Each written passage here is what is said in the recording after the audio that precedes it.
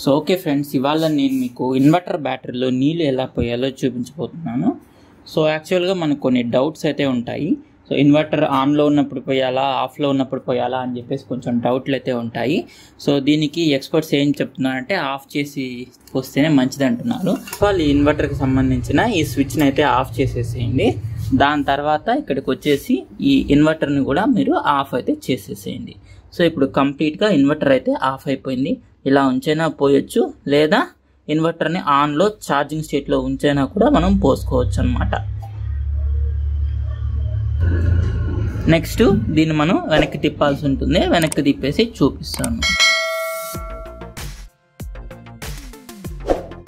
So ఈ బ్యాటరీని లోపల నుంచైనా పోసుకోవచ్చు. బట్ ప్రాబ్లం ఏమొస్తుందంటే ఈ బ్యాటరీ వాటర్ కనుక కారాయి అనుకోండి, ఇదంతా కూడా రస్ట్ పట్టేస్తుంది అనమాట. అలా అవ్వకుండా ఉండాలంటే మనం బ్యాటరీని కిందకి దించుకొని అప్పుడే పోయాలి.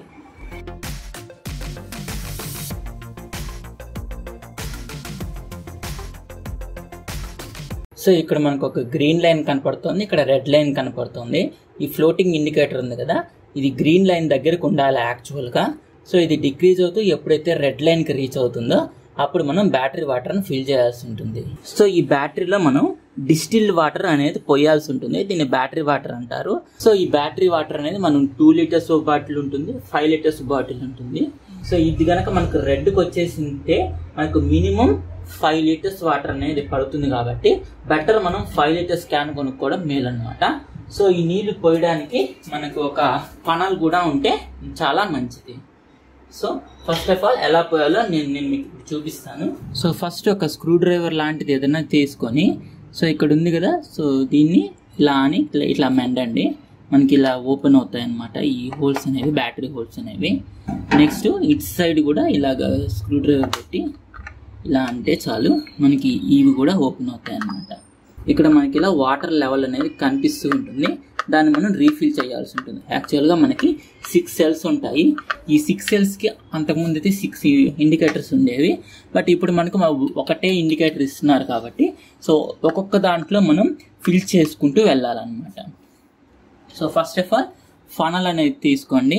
సో ఫస్ట్ బ్యాటరీలో అయితే ఉంచండి. ఉంచాక ఒక్కొక్క బ్యాటరీ సెల్లో మనం ఇప్పుడు ఇలా వాటర్ని అయితే ఫిల్ చేయాల్సి ఉంటుంది. సో నెక్స్ట్ సెల్లో ఈ ఫనల్ని పెట్టి కొంచెం వాటర్ అనేది ఫిల్ చేయండి.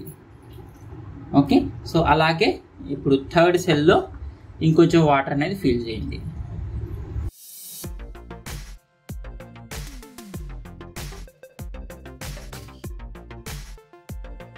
సో మీరు ఇప్పుడు గమనించారంటే ఇండికేటర్ అనేది కొంచెం పైకి వస్తూ ఉంది. అలాగా మనం ఈక్వల్గా అన్ని హోల్స్లో ఫిల్ చేసుకుంటూ వెళ్ళాలి.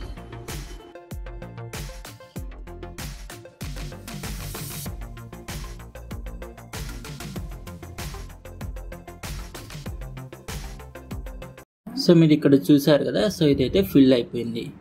ఒక్కొక్క హోల్లో ఒక 2-3 ఇంచెస్ లోపల వరకు వాటర్ ఉండేలాగా చూసుకోండి. మరీ ఓవర్ఫ్లోగా అయితే మీరు పోయకండి. సో మీరు ఇక్కడ గమనించుకోవచ్చు. సో ఒక్కొక్క హోల్లో కొంచెం లోపలికైతే ఉంటే ఏమీ ప్రాబ్లం అయితే లేదనమాట. నెక్స్ట్ ఎప్పుడైతే పోయడం కంప్లీట్ అనేది అయిపోతుందో, ఓకే, ఈ క్యాప్స్ అనేవి తీసుకోండి. ఈ క్యాప్ తీసుకొని కరెక్ట్గా ఈ హోల్స్కి మీదకి ఇది సెట్ అయ్యేలాగా పెట్టేసి జస్ట్ ఇలా ప్రెస్ చేసేయండి. ఇటు సైడ్ కూడా అంతే, ఈ క్యాప్స్ అనేవి ఈ హోల్స్ మీదకి వచ్చేలాగా పెట్టేసి జస్ట్ ఇలా మనం ప్రెస్ చేసేస్తే చాలు.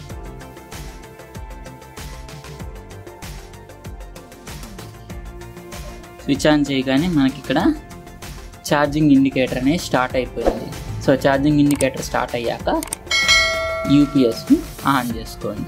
ఇలా మనం ఏం చేయొచ్చు అంటే మన బ్యాటరీని మనమే ఫిల్ చేసుకోవచ్చు. So thank you for watching friends.